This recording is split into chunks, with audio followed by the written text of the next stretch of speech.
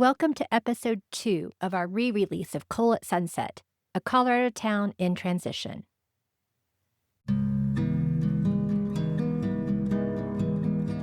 When was the last time you changed your mind? And I don't mean what you were going to wear today or what you were going to have for breakfast.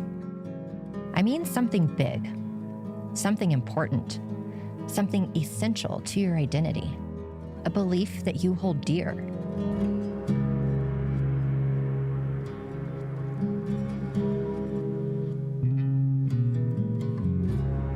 Not so easy, right? As humans, we're wired to form opinions and stick to them. We build our lives around what we know, or at least what we think we know, and we tend to seek out facts that fit our pre-existing worldview and ignore any that don't. Think about some of the identities that define you. Your family, where you live, your political beliefs, your hobbies, the type of career you have. What would it feel like to one day just go against those?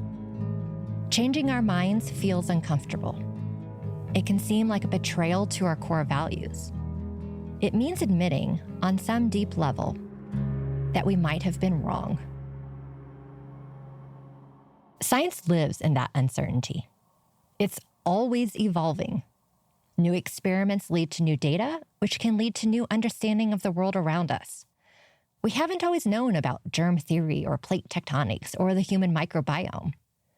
Doctors used to recommend cigarettes to their patients. Sometimes, when the facts change, we need to as well. That's not always easy, particularly on a topic like carbon emissions. I remember one day in 9th grade, Mr. Bergman's Earth Science class, we were talking about how power plants work and the whole cycle with carbon. This is Jennifer Holloway. You may remember her from our first episode. She grew up in Craig, and she's the executive director of the Craig Chamber of Commerce. And I remember someone in the class asking, so that's what our power plant's doing? And we all were just like sitting there, and he explained, but in a very PC way, that ours isn't like that. Ours is better. Our power plant doesn't pollute. So we were very much raised, even in our classrooms, although we were taught the same science, it was still through the lens of our community surviving on that. And so ours was better. It won't ever get shut down because it's the best one. It's the cleanest one. We do it right here. So just even growing up, oh yeah, that carbon science, sure, but it's not gonna affect us because our power plant's the best. The whole community is in just a generational state of denial that it won't ever get cut. Our relationship with coal is complicated. As we learned more about its environmental impacts, perceptions began to change. I feel like the coal miners, and this is all over the country, we're not the only coal mine town going through this, but we're not the bad guys just because we were in an industry that the nation needed at that time, that was the best industry at the time. It was the way to make electricity. Our actions and our beliefs can be contradictory at times. After all, we're human. We're not strictly rational beings. And we have all kinds of competing imperatives besides just scientific facts. Coal is harmful, but it's also a paycheck. I think one of the misperceptions about the people here is that we don't care about the environment. That, oh, those coal miners, they'll burn anything, or, they just want the money. That's not what it's about. It's about feeding our families. It's about being able to have a community that we can participate and contribute to. And the mines and the power plant have been the best supporters of that community environment. They sponsor everything we do. They put money into every initiative in our town. Anytime we need something, that's who we call. So it's a dependency relationship as well, that we have to wean ourselves from. The problem comes when science can no longer be ignored. There's a famous saying that nature bats last. And when it comes to climate change, humanity is getting dangerously close to the ninth inning.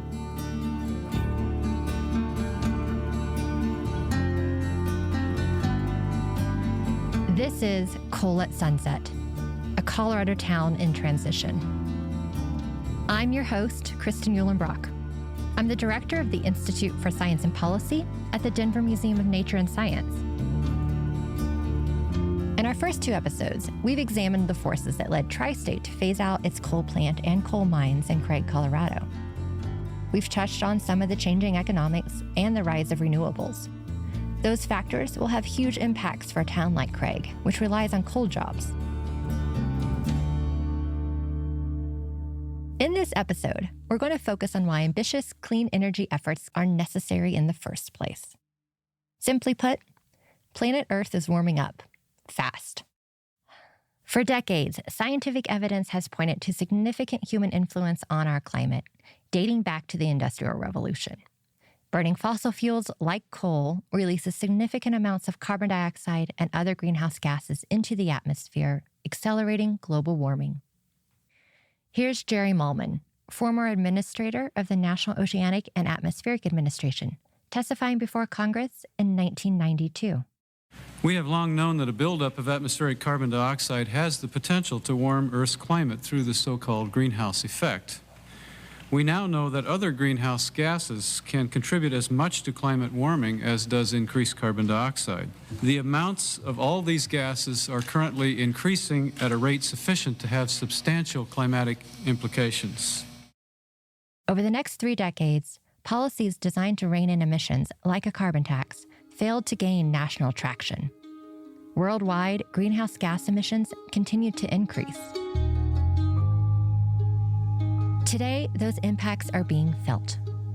Earlier this year, the United Nations Intergovernmental Panel on Climate Change released a report putting the situation in the starkest possible terms. The Earth is heating rapidly. The increase is happening nearly everywhere, and the window to avoid the worst-case scenario is shrinking. We're seeing it here in Colorado. Just this past year, we've witnessed extreme heat.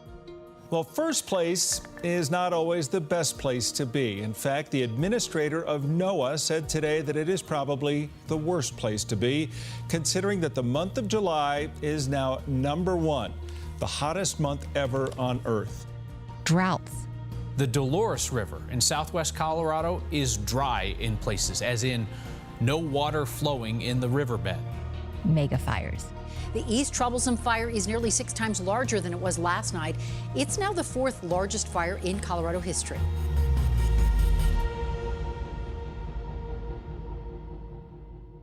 We've had to change our thinking about humanity's relationship with the climate. And for one Colorado scientist, the growing awareness of global warming shaped his own personal journey. I am Waleed Abdulati, and I am the director of the Cooperative Institute for Research in Environmental Sciences at the University of Colorado, Boulder. I grew up with very little money. My dad died when I was a kid, and I was going to do something employable. So I studied engineering in college. My great love was theater, actually, but you know, nobody hears about the starving engineer working 4 jobs just to make ends meet. So I was lucky to be good at math and science. So I got a degree in engineering and worked in industry as an engineer. And it just didn't feel right. It turned out that Earth sciences were more appealing. I had worked on satellites, and I realized while I was getting my master's that I became much more interested in what satellites were looking at rather than the engineering behind them. So I encountered a professor who had these magical stories of the Arctic and what a beautiful place it was. And, you know, I ended up doing my PhD. It was a mix of field work in Greenland and, you know, computer work, working with satellite imagery of Greenland to understand how it was changing, primarily the melt characteristics. So between my engineering and science background, I was a good fit for NASA. That was in the mid-1990s. Climate change research was beginning to expand rapidly. New advances in computer modeling and meteorological data allowed scientists to track the rate of warming. More and more evidence pointed to a discernible human impact. Climate has always changed, and it always will. When we talk about climate change today in the context of human influences and others, what we're talking about is the fact that the emission of greenhouse gases traps heat in the atmosphere. And that's just the way the chemistry works. We've known this for well over 100 years. When energy leaving the Earth, which is long-wave energy, strikes these molecules, they vibrate in a certain way. They absorb that energy, they start to vibrate, and they radiate that energy back to Earth, as opposed to letting it escape. So when we put a lot of greenhouse gases or heat-trapping gases in the atmosphere, they trap heat. That's just what they do. In the simplest sense, there's a lot more energy in the system. And when there's energy in anything, it's more volatile. It's extreme droughts, extreme floods, extreme temperatures, increases in fires. We've seen all of these. We've seen the manifestation of that extreme heat, and we know from the fundamental physics that it's very likely that as we trap more heat, these things will get worse. He stayed at NASA through the early 2000s, leading various Earth observation research and development groups. Finally, he accepted a faculty position in Colorado. He was happy there. But in 2011, NASA came calling again.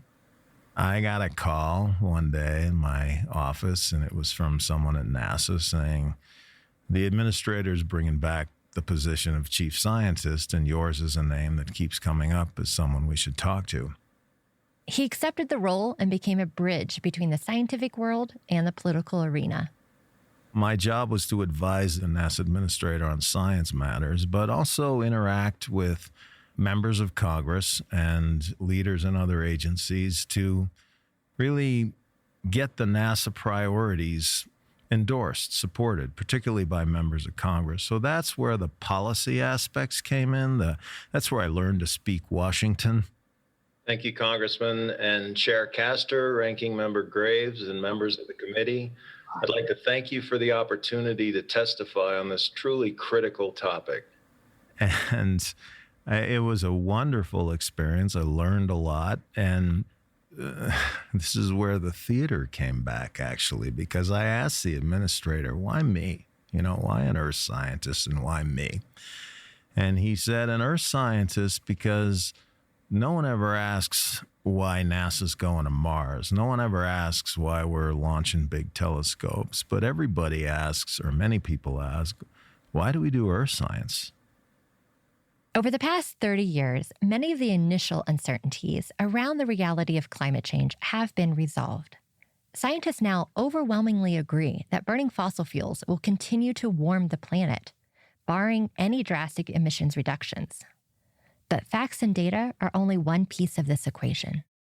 There's a lot more human content in this situation than I think some people in the city might understand. Craig Chamber Director Jennifer Holloway again. Like, they know the science of the carbon, right? And they understand we need to get away from fossil fuels. And then they're like, well, just shut it down. Well, this is an entire community that's dependent on that. There's third, fourth, my great-grandfather was in the mine. So it's got to be more comprehensive and holistic than that. Climate change policies can potentially put livelihoods at stake. But the same is true of doing nothing. The implications of inaction are just going to keep getting worse and worse and worse. But when people hear that, they're like, okay, well, what's too long? What's too late? How long do I have? Human nature is such that if we don't have time frames, it's hard to get our heads around things we ought to do, steps we ought to take, particularly when they're costly. Think about getting your car serviced. It's a little light comes on that tells you it's time. And you can drive it for 1,000 more miles, 10,000 more miles, 20,000 more miles, you know intellectually, well, at some point, my engine's going to break down or something's going to happen. You're cognizant of the fact that the consequences are going to be greater the more I push it. But how long is too long, right? And unlike your car, which just breaks down, it stops running, right? If you've just neglected it for too long. Climate will keep running, but the costs just keep growing and growing and growing.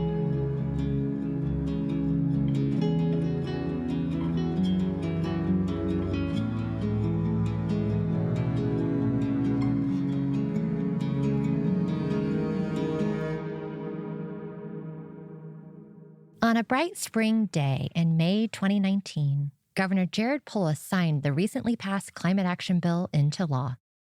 It was Colorado's boldest step yet toward addressing carbon emissions. We did a bill signing in a field where there was a big solar installation in Boulder County. Casey Becker was there that day, and she remembers it well. She was the Democratic Speaker of the House in the Colorado legislature at the time. And lots of people showed up for it. And then it got, national press, saying Colorado's really taking the lead. The bill committed Colorado to a 50% reduction in carbon dioxide emissions by 2030 and a 90% reduction by 2050. Almost every sector would be affected. Electrical utilities, like Tri-State, for example, would need to generate more of their power from renewables like wind and solar. Before getting elected in 2008, Casey had worked in environmental and natural resources law. She knew this issue well, and Colorado had already made some progress on moving toward cleaner energy. The state of Colorado passed a renewable portfolio standard to say we want 20% of our electricity to be from renewable resources. And then you saw the legislature increase that later. And slowly, a growing awareness through Colorado, throughout the nation, and through the world around the need to address climate change. And it's one of those things where it was sort of very, very slow and then very sudden. And I think in the last couple years, the support for action around climate has increased dramatically. Certainly the awareness around it. The speculation about, is this really a thing, has gone down. Over the years, climate change grew in importance for Colorado voters. In the 2018 election, we saw climate being talked about in all corners of the state and by people who weren't typically running on an environmental agenda. Governor Polis talked about wanting to get to 100% clean energy, and climate was a major focus of his campaign. And so I think that was exciting and also signaled to us we have a real opportunity to get something done here. As Speaker of the House, Casey and her fellow legislators drafted House Bill 1261, also known as the Colorado Climate Action Plan. She co-sponsored the bill, meaning that she was one of its primary champions. Getting buy-in wasn't easy. It required a lot of negotiation. But like any bill, you have to talk to a lot of people, not just the people who are voting for it, but the people, the organizations, the companies who could end up supporting or opposing it. She had to weigh the trade-offs of what this bill would mean for coal communities like Craig. There's absolutely an impact to jobs and communities. There's also an impact by not doing anything. And you have to weigh those balances and make tough decisions. We can't cast ourselves in amber and say nothing's going to change because it's going to have impacts, because the world is changing anyway. And addressing our climate future is imperative. And so there are communities that aren't happy about this, but I think you can point to any industry and watch it change and know that change is going to be hard, but you can't avoid the future. Not everyone was sold, so she hit the road to promote the bill directly to her constituents, speaking at numerous town halls and public forums. In the end, all that effort paid off. The bill passed on the final day of the legislative session, leading to that ceremony on that sunny May afternoon. Casey took pride in what she and her fellow legislators had accomplished. For me personally, it was exciting. We had a lot of public polling showing that there was a lot of support for it. I think legislators that had worked on it or were supporting it or had campaigned on it were very, very excited. It's still too early to know all of the far-reaching impacts of the Climate Action Plan and whether or not Colorado can achieve the targets. There's much more to this story, including another, less publicized bill signed that same month, which created a brand new state office to help coal communities like Craig. We'll return to that in a future episode. But for one day, at least, it was all smiles and handshakes.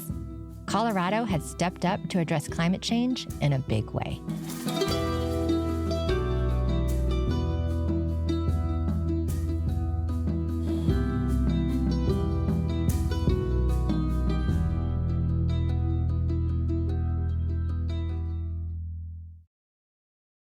Not everyone shared in the excitement.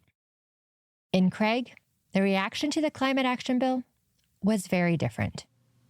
We didn't ask for this, but we got it handed to us. We got it shoved down our throat. And it seems like about every time we get a foothold and we're headed in a positive direction, something else comes down the pike, another rule, another regulation that sets us back. That's Ray Beck, retired Moffat County Commissioner, former mayor of Craig, and a lifelong Western Slope resident. I grew up and was born and raised in Routt County, Steamboat Springs, graduated from high school in 1968, and then I attended CNCC, Colorado Northwestern Community College in Rangeley on a wrestling scholarship. I like doing policy. I really do like doing policy and trying to come up with good policies that are going to benefit the citizens in the county you represent. But I also like representing and being a voice for my constituents from Moffat County, if you will, at all levels of government. In his eyes, and the eyes of many of his neighbors in Craig, the Climate Action Plan was seen as an overreach. He was stung by its harsh implications for coal. If I was the governor, I know I'm not the governor, but if I was the governor, the first thing I would change is my energy policy. I don't think we should single out any particular one. I think that we're going to need hydro, we're going to need wind, we're going to need solar, we're going to need coal, we're going to need gas. We're going to need everything that we could possibly. The population is growing. And even today, you can see that there's a high demand for electricity because of the unprecedented heat wave that we see here going across Colorado. Some of Ray's frustration stems from the feeling that rural communities are being left out of decisions that affect their future.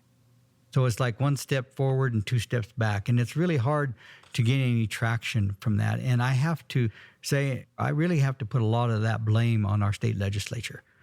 We get people that get elected to that position, and all of a sudden they think they're all that in a bag of chips, when at the end of the day, they're no better than the rest of us. They're taxpayers, and instead of reaching out, as an example, they passed this legislation on the coal-fired power plant. I asked one of our state legislatures a year and a half ago when I was testifying in a bill, I asked him, I says, well, did you ever tour the power plant here in Craig? Well, no, I didn't, but I drove by it once. What kind of message is that? If you're going to legislate our economy, and they seem to think that they know what's best for our economy rather than reaching out to the people that are going to be impacted by that. The rural-urban divide is a major factor in American politics today, and it directly affects the polarized conversation around coal and climate change. There is, at times, a fundamental disagreement about whose values should be prioritized in society and whose way of life should prevail. I would offer that that's the wrong framing. Our challenge is to align those core values, not pit them against each other. We can find commonalities. There's more overlap than we might think, even among Casey, Jennifer, and Ray. It's a personal ethic of mine to care about the environment. Values of Craig and Moffat County run, I would say, deep into how we're connected with the earth and nature. Our forest impacts all of us. Water impacts all of us. Agriculture impacts all of us. My mom used to always tell me to put myself in someone else's shoes. In this case, I interpret her advice as a question. What responsibility do we have to our fellow Coloradans, regardless of where we happen to live? My approach in communicating, and I think this is important, is to start with, I get why you don't want to hear this. I get why you don't want to do this. To validate an opposing opinion, because there are reasons people feel the way they do. CU Boulder's Waleed Abdullati.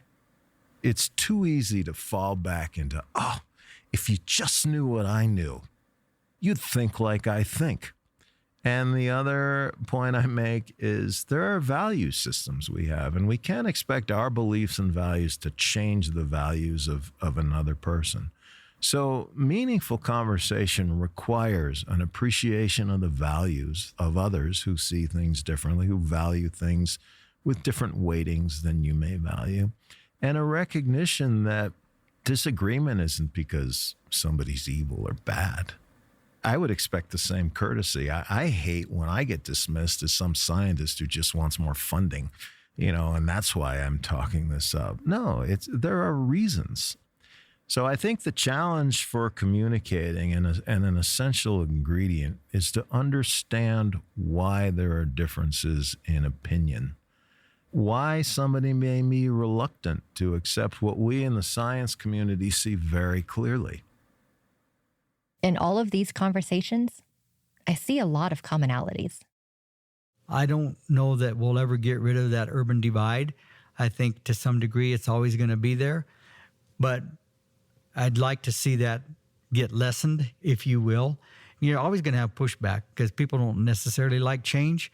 But change is going to happen, it's inevitable, and you need to jump on the wagon. And if it makes sense, you probably should be taking a serious look at it and see if you can come together to do it.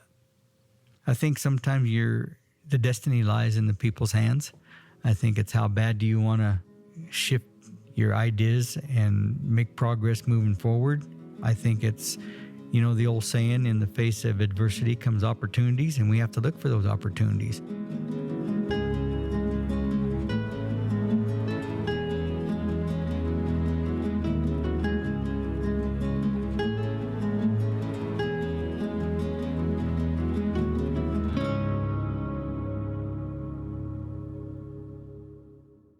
Climate change is here. We still have at least some time to avoid the worst-case scenarios. But for Waleed, who is generally an upbeat person, there's also a sense of weariness. He's studied the Earth for decades. He's seen opportunities for decisive action pass us by. He wonders how many more chances we'll have. The last time I testified, it was a few months ago, I couldn't help but think back to the first time I testified, which was 20 years ago, and how little has changed since then. And my frustration, with all due respect to the sensitivities and concerns that legislators and others have to manage, I found myself sitting there thinking, nothing's really changed. I mean, what would have happened if we'd used the last 20 years to do more? And what would this conversation be like? But we haven't. And that's, as a scientist who studies the environment, it's heartbreaking. It's really heartbreaking because we've put ourselves in an even worse situation, the solutions to which will come at a much greater cost than they would have had we undertaken them 20 years ago. And if we wait another 20 years, the solutions are going to come at a much greater cost. Here in Colorado, Casey Becker has seen at least some small signs of progress. Electricity providers are embracing renewables in a way that would have been unthinkable just a few years ago. That's called hope, she says. So you see some of that happening in the utility sector. I think that there are some groups that were really reluctant in 2013 when the legislature increased the renewable portfolio standard that absolutely hated it. And it's 2021 and they're now exceeding what the legislature put in place in 2013. They opposed it then, they're meeting it now and trying to go way beyond. So I think that's exciting. There has been a sea change, some of it willing and some of it a little less willing, but it is happening. Waleed says that when he speaks to decision makers these days, he only asks them for one thing: leadership. These are hard choices. You know, I make no mistake about that. I understand that. But these are choices that must be made, and these are choices that must be rooted in the science, and they must be rooted in the interests of society as a whole. And by that, I mean not just your state or district, although I realize re-election depends on that, but the world. And not just your current constituents, but those constituents who aren't born yet. I think, worry, believe that future generations are going to look back on us and say, you knew. Why couldn't you figure it out? Why couldn't you figure out a way to make it better? I think we're a great nation, and great nations lead. Great nations don't say, well, they're not doing it, why should I? Or, my actions will never overcome the damage they're doing, so why should I do it? Great nations rally. And, you know, we often point to World War II as an example in the U.S. leadership. The country got behind supporting our troops because the effort was noble. The effort was just. I think the same is true with climate change.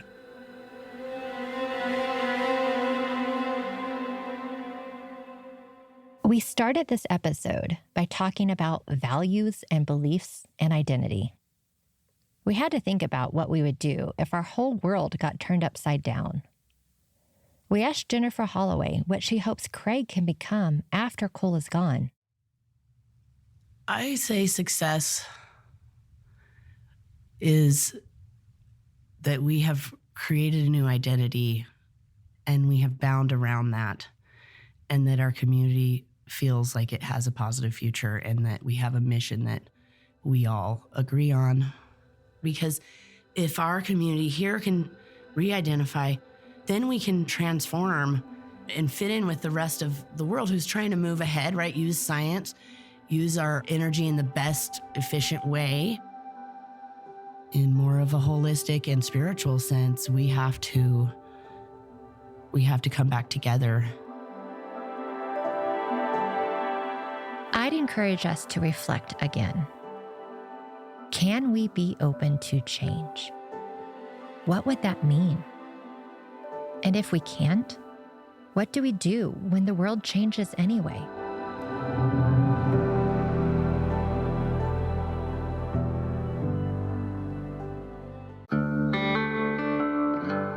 In the town of Craig, Colorado, one big question looms.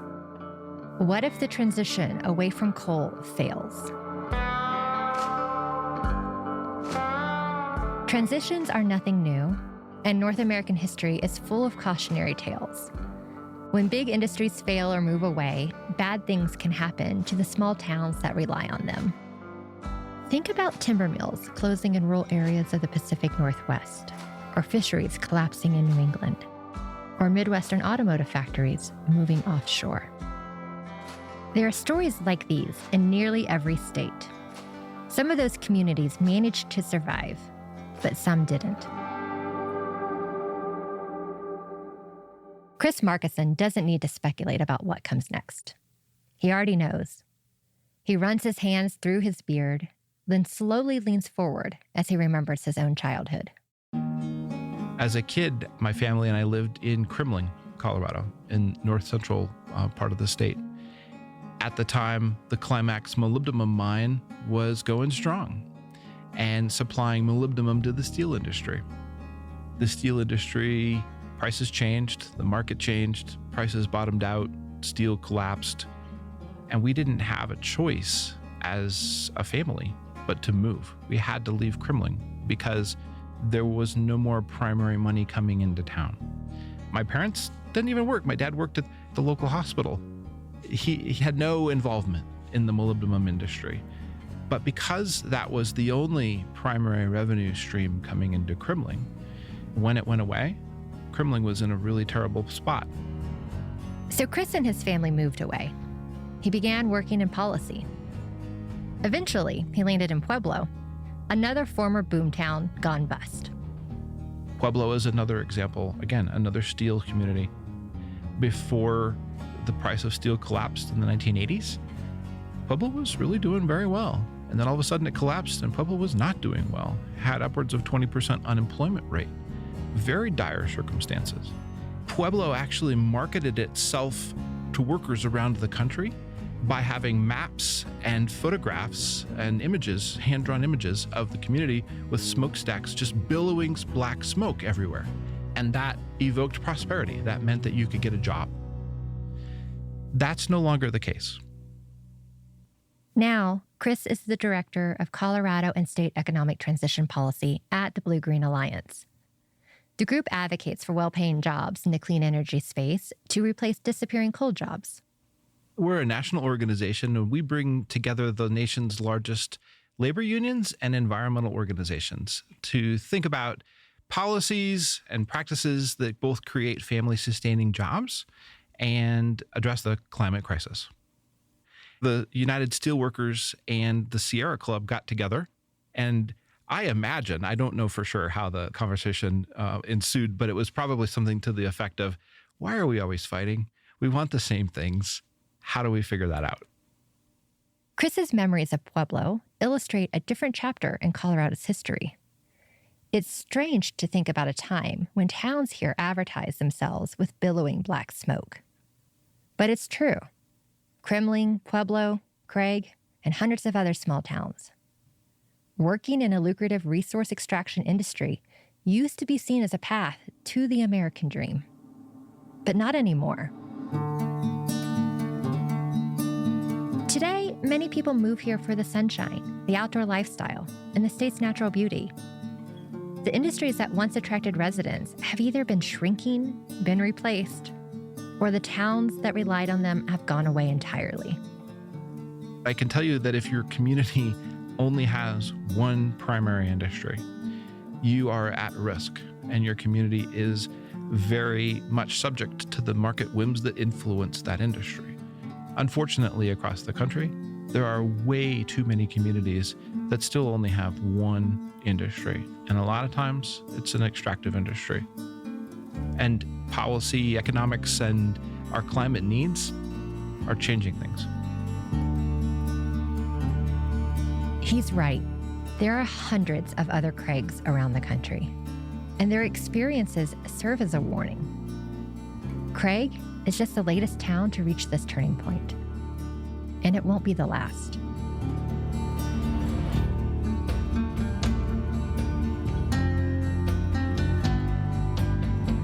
This is Coal at Sunset, a Colorado town in transition, presented by the Institute for Science and Policy and the Denver Museum of Nature and Science. I'm Kristen Eulenbrock. Coal was popular for centuries because it was dependable energy. We can store it. We can burn it. We can use it to create electricity 24/7. But around the mid-2000s, that started to change.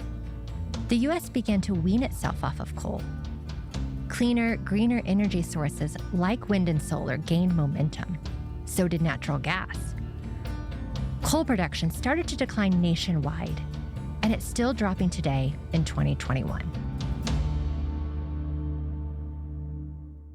In 2016, Donald Trump pledged that he would revive coal. During his presidential campaign, he talked about restoring livelihoods. We are putting our great coal miners back to work.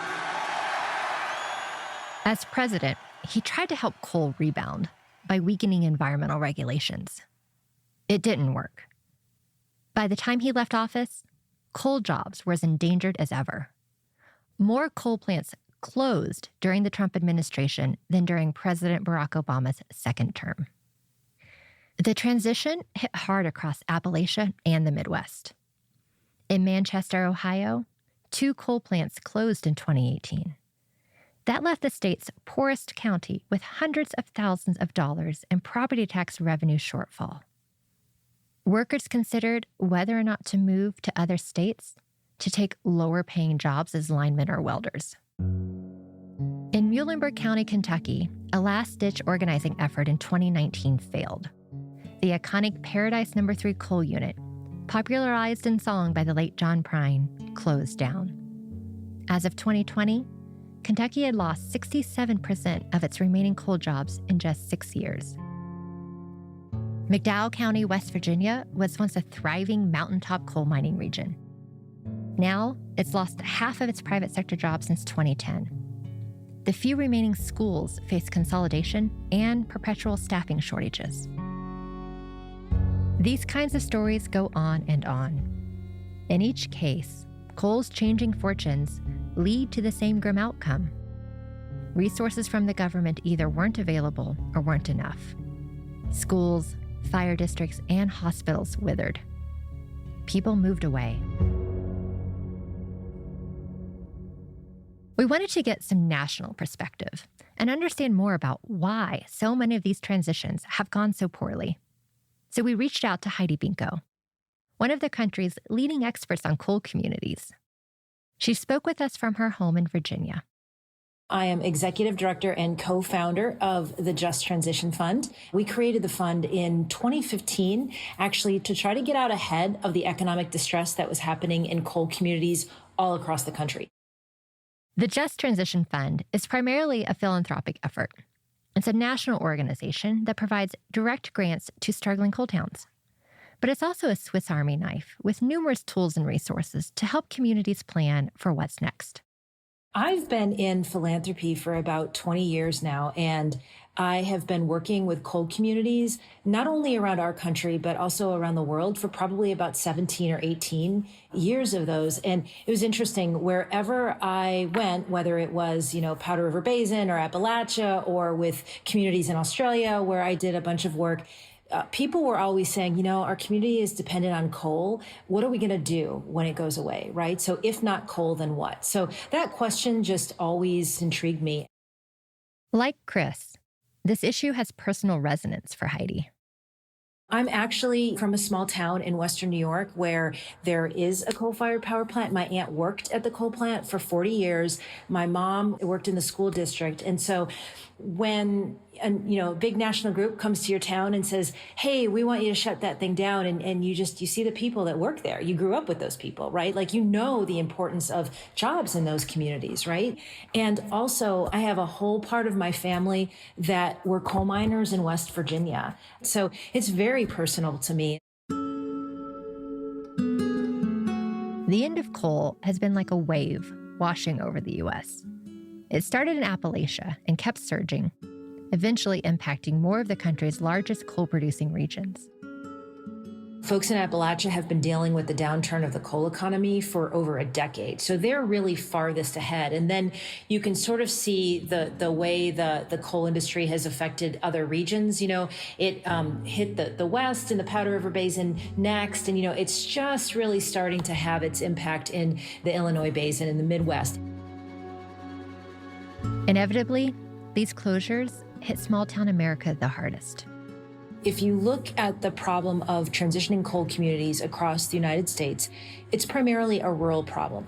Coal plants in particular are often the largest property taxpayers in a community. So when they shut down, we see and we work with communities all around the country that have lost upwards of 70, 80% of their local government budgets. So that just means that you're not just seeing the direct power plant workers losing their jobs. For every power plant worker that loses their jobs, there's 4 more indirect jobs that are lost in the community. So it's really devastating to these local communities. And you see, of course, when the local government budgets go down, you see health services, public schools, you see all of that just get cut. Communities that fall on hard times are vulnerable to increased drug use and mental health issues. Rural areas already have a 45% higher rate of opioid overdoses than metro counties. In the past, resources like counseling and addiction treatment services just haven't been there. It's so easy to lose hope. It's so easy to be frustrated. And, if you take Appalachia, for example, right? These are communities that have a lot of skepticism over what the federal government can do because they've been dealing with persistent poverty for decades. And they've been, like so many rural areas in America, really, they've seen declining levels of investment from the federal government for a long time. Research, public polling, and election results indicate that those attitudes are only adding to the polarization in our country right now. When we don't invest in rural America, as we see these two Americas, we see the splits getting worse and worse and worse. There's going to be an ever-increasing divide between rural and urban America.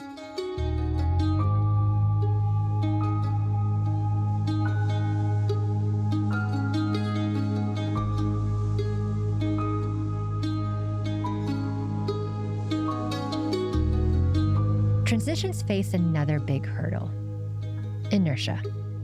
The feeling of just being stuck in the mud. Change is a slow process. Government and policy measures are often deliberate and incremental. And it's tough to just get everyone rowing in the same direction. In our first episode, we met Kirsty McPherson, a local business owner who was born in Craig.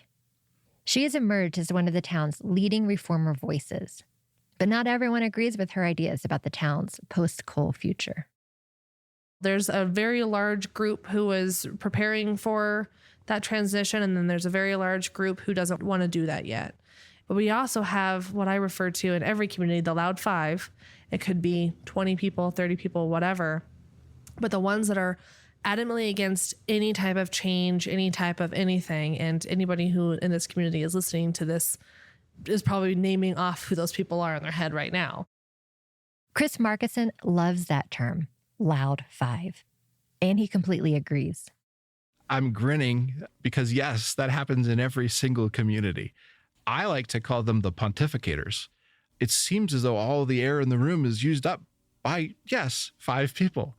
And it's usually angry and very volatile.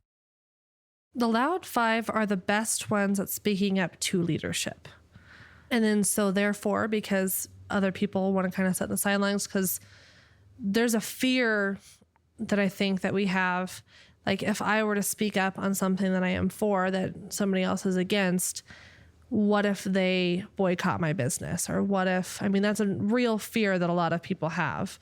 And so I think that the Loud Five are so used to being the Loud Five that elected leadership is like, okay, well, this must be the overall opinion of the community. When that's not the case, and we even have data to show that's not the case. That's not community engagement. That's not leadership. It's not a model that makes sense. We fundamentally believe that in order for a community to define its own future, the community needs to be leading the way, not 5 angry folks, but everyone, especially if our focus is on equity and improving the condition in which we currently live. In the months following Tri-State's decision to close the plant and the mines, some in Craig were angry. At public forums, they vowed to fight on. Many didn't want to see coal go away. They didn't want outsiders coming in and telling them they needed to change their way of life. People are entitled to their feelings, Kirsty says, but time is precious, and ceding the mic to the Loud Five risk delaying decisive action when it's needed the most. Being in a conservative community, which I would also like to preface that I am a conservative business owner, fiscally responsible, all those pieces, but not being able to invest in your own community is the number one thing that I'm finding the most troublesome. We have a lot of very large ballot initiatives that are coming up. We're at the risk of losing some of our schools, our EMT service, our emergency medical services is a huge one. If we aren't willing to invest in some of these programs, then we don't have a community that people are going to want to come to. And if we don't have a community that people want to come to, then all of the work that we're doing is really for naught. And so that's the number one thing that keeps me up at night. To overcome inertia, you need to take some risks. Nobody wants to be the first, right? Like nobody wants to be like, oh, I'm going to take this bold move on this town or this downtown. When you start actively seeing people wanting to do things in an area, others typically kind of follow. But nobody really ever wants to be the first because it's scary. It's terrifying, especially when you don't know the outcome of a community within the next decade. Like, because we're not making any investments that are any less than 20 years. Could end very good, could end very bad. There are a lot of very hard Craig days, which if I lived in anywhere else, there would be a lot of very hard insert X town name days. But when we're actively doing the things that we're doing because we are outwardly believing in the community that we're going to be and that we are, I don't have an option of not being optimistic. Otherwise, what's the point of everything that we're doing?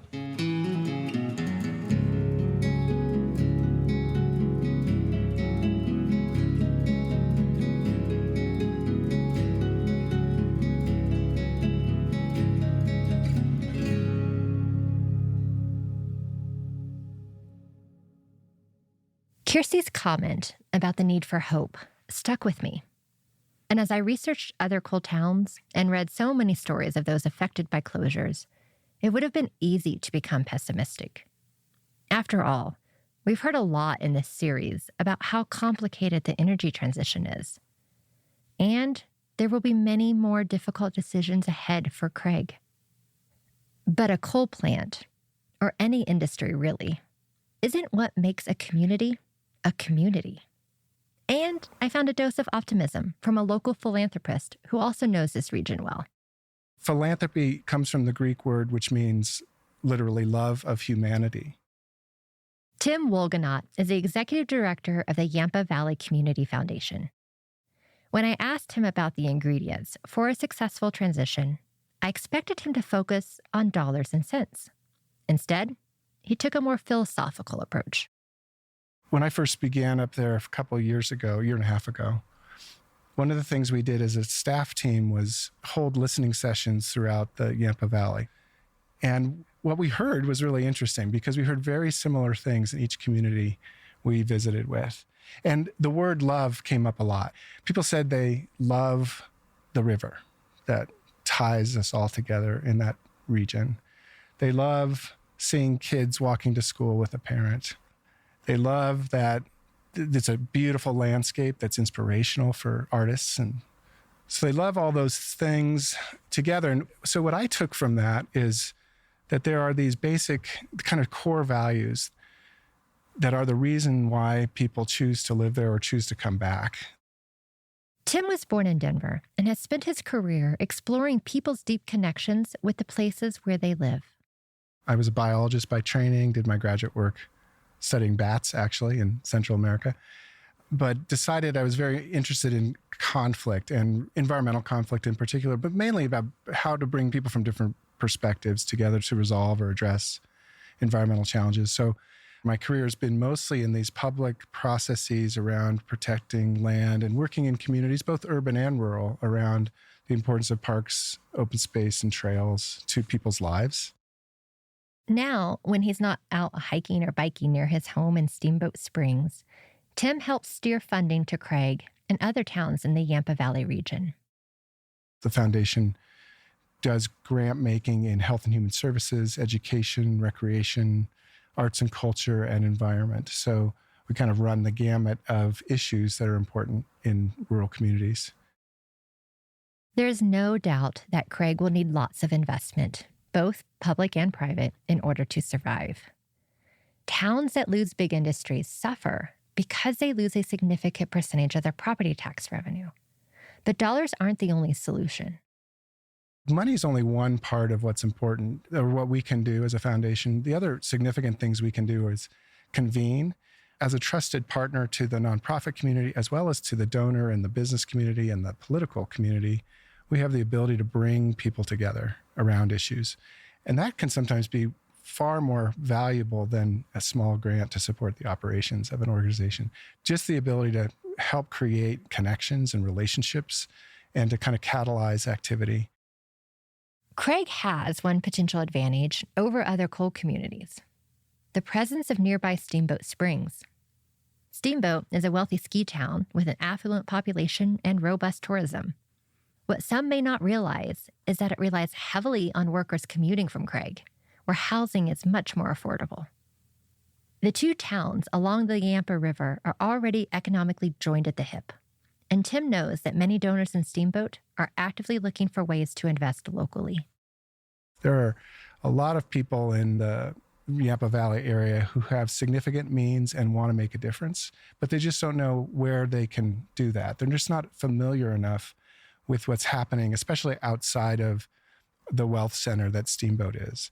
So a big job for us is educating those folks about the great leadership that exists outside of Steamboat proper and inside Steamboat proper, but throughout the Yampa Valley, and the neat ideas that people are working on to improve their own communities. It's a double-edged sword, though. We heard from some in Craig who'd prefer to have nothing to do with Steamboat in this transition. They view the two communities as oil and water, culturally speaking. Some, like Kirsty, are wary of becoming too dependent. One of the things that I think we can all agree on as a community is we don't want to be a bedroom community. I specifically don't want to be a bedroom community to Steamboat. I would think that we can both support ourselves equally in that right. And I think probably a large majority would agree with that as well. But we know that we're going to have to grow and we're going to have to attract some outside voices if we want to change. Tim sees the Steamboat connection as part of a more holistic solution.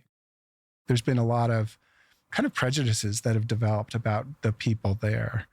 And those kinds of mistaken understandings create these barriers that can prevent collaboration. A lot of Colorado communities identify with the county that they're in, some arbitrary political boundary. Well, we have an opportunity here to think of ourselves as a Yampa Valley ecosystem, a natural ecosystem, but it's also an economic ecosystem. They run in parallel. We are intimately connected economically, just as we are intimately connected by the Yampa River. And I think it's by building off of those connections and constantly going back to these shared values that we're going to find solutions. A spirit of connectedness is hard to quantify, and maybe not the scientific, data-driven solution that some of us might crave. But earlier in this series, we talked about the role of values in our decision-making. Tim leans into that idea that beliefs in oneself and in one's community is powerful. His vision is ultimately a hopeful one. I think that philosophy of resilience is an empowering one, where so rather than throw up your hands and kind of say, well, everything's shutting down, we're going to have to move, instead recognizing that Craig has a long and important history in the state, that it's surrounded by an incredible landscape that they are proud of and people would enjoy seeing. And that, Craig survived a lot of other kinds of challenges in the past. So the mindset of resilience, I think, is a really positive one. It's much more of an optimistic outlook than what could otherwise be the outlook there.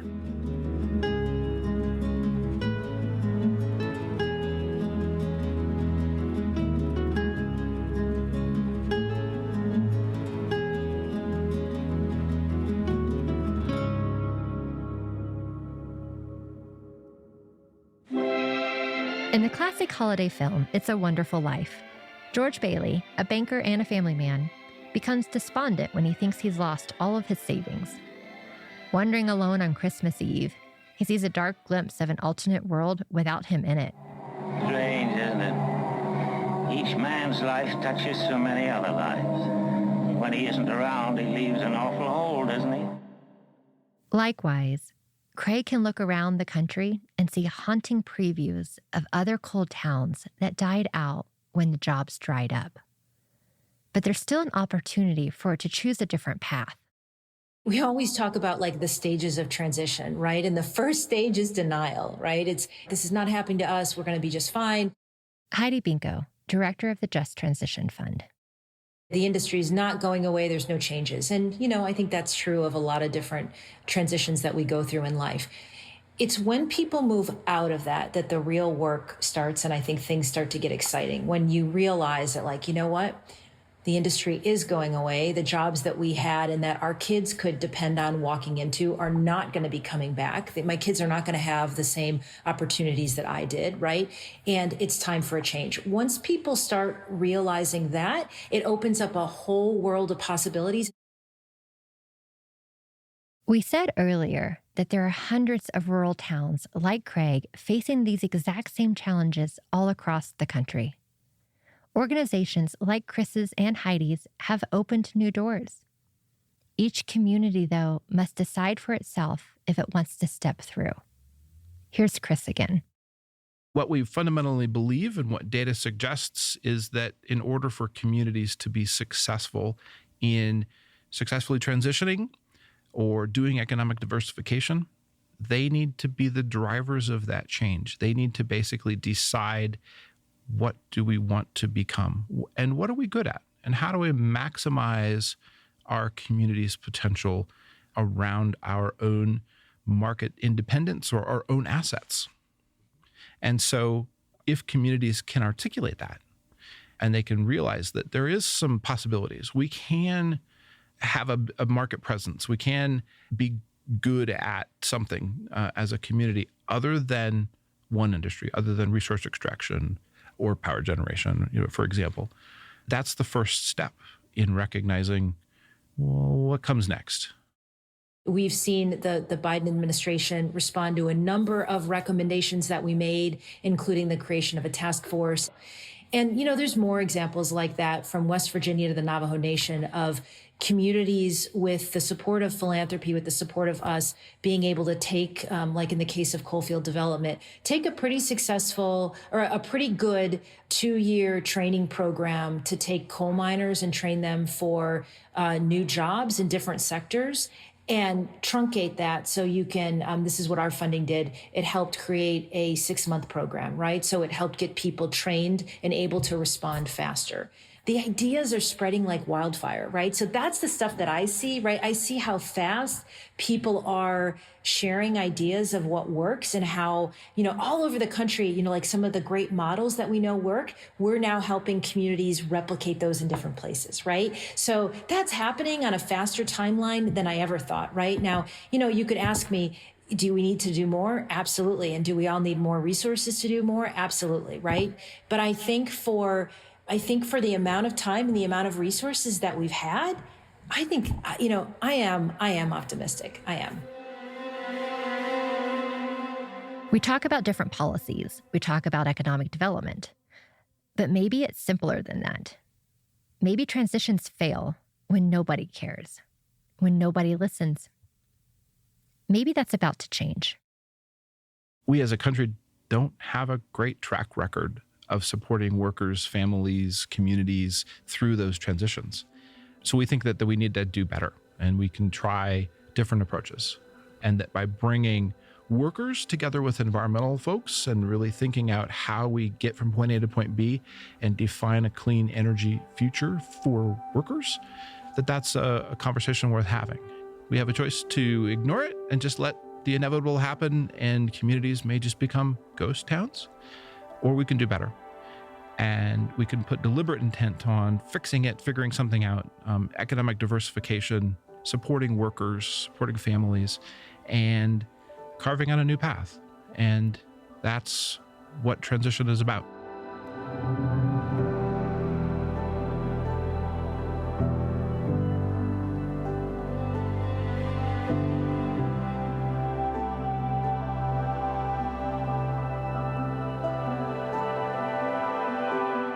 In our next episode of Coal at Sunset, we'll meet the man in charge of Colorado's newly created government office designed specifically to support coal communities. Help is on the way for Craig. Will it be enough? Be sure to subscribe to this series wherever you get your podcasts.